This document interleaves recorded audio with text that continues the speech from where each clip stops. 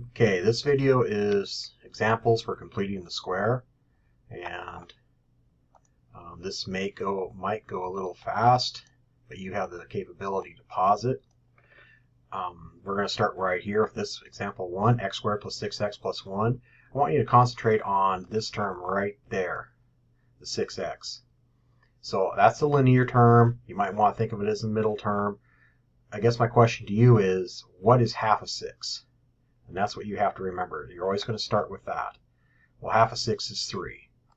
So when I go to my next step, I know I'm going to add something squared and subtract something squared.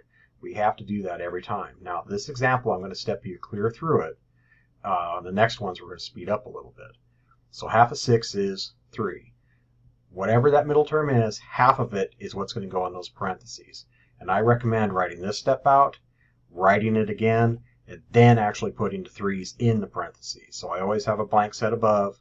I put the 3's in, and then I go to actually squaring. 3 squared is 9. 3 squared again is 9. You notice that 9 minus 9 is 0. All we're doing is adding 0, but it allows us to rewrite it. Now I want you to look at this right there. X squared plus 6x plus 9. That I can factor. Okay, we did a few examples on the previous video. When I factor that, it becomes x plus 3 times x plus 3, or x plus 3 squared. You'll notice half of 6 is 3, 3 squared is 9. So when I do this, that number right there, that 3 right here, is always going to end up there. Next, I have still this minus 9 plus 1, which ends up being minus 8. So x plus 3 squared minus 8. And I can look at that and see the vertex is negative 3 minus 8.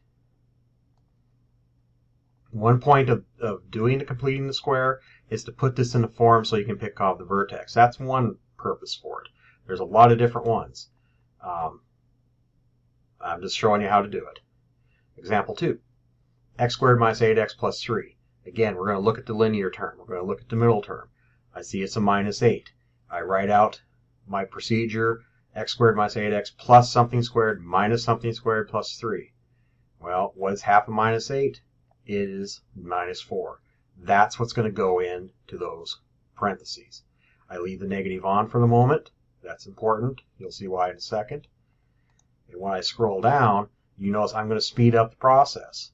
This time, I know that this negative 4 is going to end up being x minus 4 quantity squared. I'm going to scroll up to remind you. I left this step off.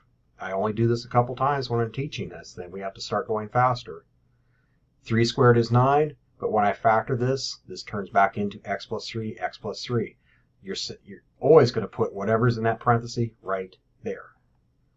So I'm in this situation. I have minus 4 there. That's what's going to go in the parenthesis. If I multiply this all out, you will get this back.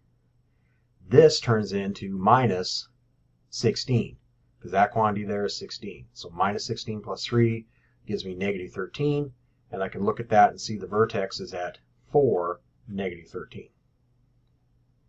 So why don't you pause that, go back on this sheet, and work through it again. I'm going to go down to example 3. Example 3 is kind of a worst case scenario situation here. The two that I did up here, you'll notice the lead coefficient was a 1. That makes things easier. Now lead coefficient is a 3. That's a problem. I need to factor a 3 out. And what I do is I factor it just from the first two terms. I don't worry about the 2 right now. I'm just going to factor out a 3. Well, when I factor out a 3, I have to force it out of the negative 4. So when you factor it out, you're really dividing each of these by a 3. That's why I end up with negative 4 over 3.